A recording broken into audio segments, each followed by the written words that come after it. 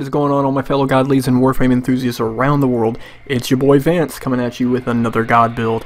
Now today we're going to be covering Baruuk, which can be gotten from the new Profit Taker missions, which are, like, I don't know, not very fun in my opinion, but hey, it's subjective. So Baruuk is critically underrated right now. There's a lot of people ranting and raving that he's just not that great of a frame, and they couldn't be any more wrong.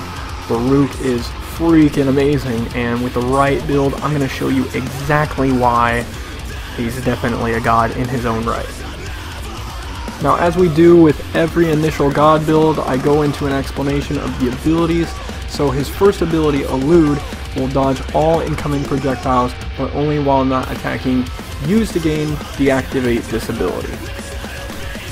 This builds on your restraint, not the only way to do it, but it definitely builds on your restraint, and when you activate it, I can't help but feel like Goku on Ultra Instinct maxed out. Like, the opening footage didn't do it enough justice. Like, this really feels like every time I enter this state, I just want to play that music.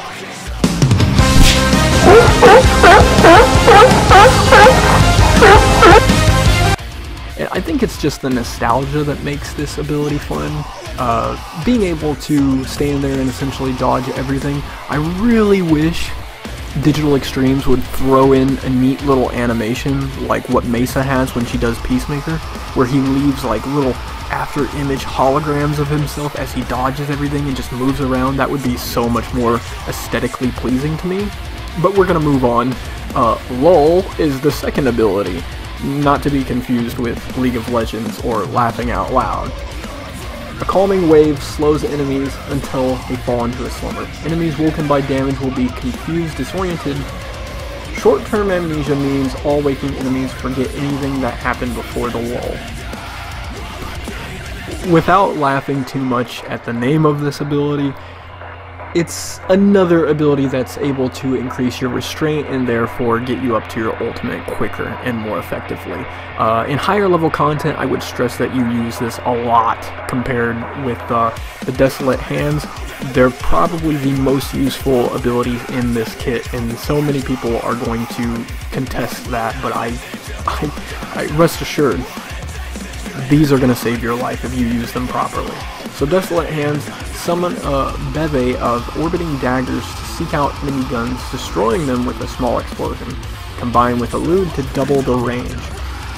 Again, this is one of the abilities that's going to save your life, because Baruuk, he can only, similar to Garuda or Volt, how he has this ability where you are only protected from damage coming in from the front. You're still exposed in the back, and you're also still exposed while shooting, so this kind of makes you worthless to a team composition unless you're just standing at the objective, absorbing the damage instead of the pod taking the damage, or the extractor, or whatever it is you're trying to protect. Now, it would be cool if Elude had some type of area in which it protects, you know, anyone you're trying to protect. Like, for instance, if you're doing a defense mission, but it's a person that you're trying to target. There's a couple of things you can do in that instance. You can give them your gun, but if you were a Baruuk with a little bit of range, I would like to argue that you would be able to protect that person and negate any damage that's coming in on them. That would be really cool, but Desolate Hands makes it so it's a slow-acting low-key disarm, and the more people you have shooting at you, it's going to be problematic, because you have a 360 range of attack instead of a cone, and Baruuk works best when he's got his back to the wall, because essentially all melee damage is avoided as well. But I just digress that the problem lies within his format and his kit. The Desolate Hands, it's a double-edged sword. If you disarm a lot of enemies, then you've got to worry about a lot of enemies, you know, grouping up around you in a 360-degree range. And then you have the enemies who haven't disarmed yet. And so Desolate Hands works too quickly in a crowd scenario. That's why you kind of have to use it with Lull, and make sure your enemies go to sleep and then they're also disarmed. Now, the Serene Storm is amongst one of my favorite ultimates. I know that I said that about Garuda, but this combined with his entire kit really makes me feel like a Dragon Ball Z character. With his restraint eroded, Baruuk commands the Desert Wind to deliver powerful radial strikes with his fists and feet. Each moment commanding the storm restores his restraint. So it's really like an exalted blade, except for it's with your fists, and it's not quite as damaging. I primarily use it to scatter and ragdoll the ever-loving shit out of all the enemies. And it's good for damage, don't get me wrong, it crits really, really well, and you're going to want to use it in-game, definitely, but I would just be a lot more reliant upon your first 3 abilities, because it's an ultimate that will fall off with time, and it's not necessarily something that you want to spend all your energy using. So moving on into the actual build for Baruuk, I have Energy Siphon present here because I have a problem with energy still. If anybody could spare an Arcane Energize, you know, probably 9 of them, and also Arcane Grace, that'd be great, because Arcane Energize is really needed for Baruuk, like really, really needed. I have Zeniric, and I still have issues keeping energy with him. He just goes to it so much. Coaction Drift is to help with the Energy Siphon.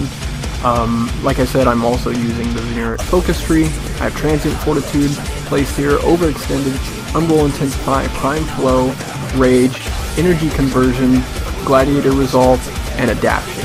And honestly, I need to form another time to put the Hunter Adrenaline instead of the Rage. But the Rage is present here because I just don't have enough mod capacity. Adaption is a newer mod that we got from the newer alerts. I forget the name of them right now, but you get Adaption, and it basically makes it so you build up a 10% resistance to any damage type for 20 seconds. It stacks up to 90%. It's really, really useful for those moments in which maybe you're out of energy, you're in between elude casts, you just randomly take damage from melee. It all varies, you know? And I feel as though it's incredibly needed for Baruuk. If there's anybody in the game who needs it the most, it's probably Baruuk. You want that ability strength for your ultimate. You want the range so that it covers a wide variety when you're doing your lull. And I just can't say that word without laughing. Again, the power strength, converting damage into energy conversion, again for power strength, and then your Gladiator Resolve for a little bit of health, because he does get to become a little bit squishy, especially in late game. If you just don't expect enemies to be around the corner and they catch you off guard, you're gonna pay for it miserably. So along with the Garuda setup, I am still not using primary because it feels a lot better to either render myself exclusive to secondaries or melees. And in this case, I would like to debut the new built Deathlink, which should have been showcased in the Ivara ReForged. So if you've watched the Ivara ReForged, you might want to replace the secondary Hope Ender with the Deathlink combination, because this is great stuff. Prime Pistol Gambit, Prime Target Cracker, Convulsion, Pathogen Rounds, Suppress, Hollow Point, Lethal Torrent, and Hornet Strike. Now if you're not using this with Ivara, you can go ahead and replace Suppress with something more useful. Maybe an Augur Pact, so you can get more damage out of this, and it bump you up to a 181 corrosive. But otherwise, you will capitalize from stealth bonuses with Ivara, so leave that be. Pack Seeker is also something you definitely want to max out with this gun, because every headshot that you get will make 4 different bullets seek out the heads of other enemies. And that's essentially why I built the Deathlink to begin with, is because the Deathlink, although it's a laser weapon, it's very, very easy to get headshots. I will be popping off like 10 in a matter of 15 seconds. It's crazy the amount of headshots you can get with this thing because it is very precise, and therefore it will proc Pack Seeker very often, and it'll decimate crowds. You'll also do a lot of damage in a group scenario. So Deathlink is the way to go for secondaries. Now, I do want to showcase another build that I've used way too many times in the God build setup, and that's the new Static Ore build. Static Ore was buffed not too long ago, and not only does it look aesthetically better, but it performs a lot better too. So the charge shot, it takes roughly no time at all, and you can use pathogen rounds, Hornet Strike, Lethal Torrent, Barrel Diffusion, Jolt, Prime Target Cracker, Prime Pistol Gambit, and Auger Pact, and you will be dealing a lot of damage. If you spam the trigger on this thing, it's guaranteed to wipe out level 150 Grineers like it's nobody's business. So that's why I'm showcasing that. And then we all know how well Sylvan Aegis performs, and it's a crying shame that I really can't fit in anywhere room for Guardian Derision. I would love to use this mod somewhere, just so that I can block and taunt enemies into hitting me instead of hitting my teammates. But I feel as though Drifting Contact is going to help me more, because with Blood Rush I do not have a body count present, and primarily the way I'm going to be doing damage with this setup is through my combo multiplier. So Drifting Contact I feel is absolutely necessary, but if you don't feel like it's necessary and you just want to rely on the base damage alone, go ahead and form a one more time, because I only put 2 in here, and make it so you can put the Guardian Derision in at all points in time. That way you can block and use your elude to gain restraint at double the amount of time. For everything else, we're using a standard setup: Fever Strike, Shocking Touch, Blood Rush, Healing Return, Prime Fury, Prime Pressure Point, and the Condition Overload. We have Heat and Corrosive as status precepts here, with a 35% status chance, so it's not like Condition Overload is going to be doing a lot to help us here, but in the instances where enemies are procced by status, we can definitely capitalize off of them being affected very well. Now, just like Garuda, Baruuk also has an exalted weapon to modify, and with it you will have the stance Serene Storm. There's nothing that can be done here. There's no other options you can choose. That would be cool, however, in the future if they include different stances which are interchangeable. But for now, you want to build for Berserker, Shocking Touch, Prime Fever Strike, True Steel, Organ Shatter, North Wind, Prime Pressure Point, and Gladiator Vice. And that's going to make sure that you have a very fast moving ultimate along with a very powerful one that does corrosive and equal amounts of puncture, impact, slash, and 827 cold damage. So combining the elements here very, very well, and the crits. Critical chance is 80%, really good. 3.8 critical multiplier. This is going to be the go-to weapon for ragdolling your enemies. Not too much to discuss there. As I already discussed, I don't think I really have to go into it, but in case I do, Zenuric Focus Lens, you want to go with the Energizing Dash, which Void Dash creates a zone of energy for 8 seconds. Allies passing through the zone will gain 5 energy for 30 seconds. Gotta have this thing maxed out, because Baruuk has a problem with energy in this build.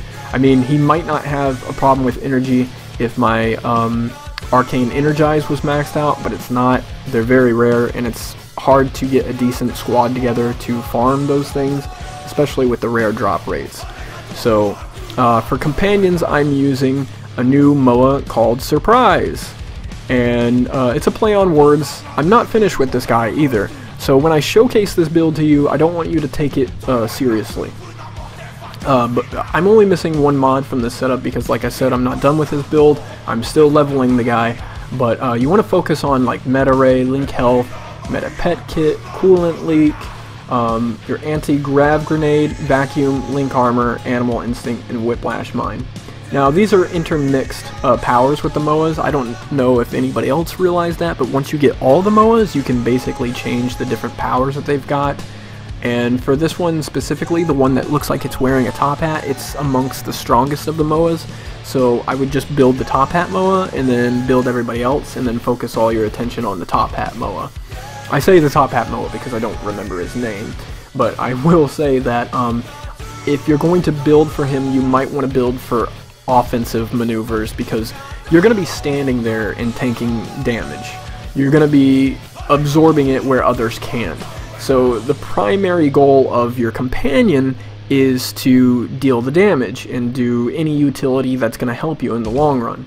Anti-grav grenade is one of those grenades that's going to operate like a Vauban's Bastille or one of Titania's powers. And Whiplash Mine, kind of like tether grenades, all very offensive maneuvers which you definitely want to be happening. And because we're using condition overload, we want to roll with RTACs and then use the Serration Split Chamber, Malignant Force, Rhyme rounds, heavy caliber, combustion beam, high voltage, and thermite rounds. This is going to apply radiation and viral.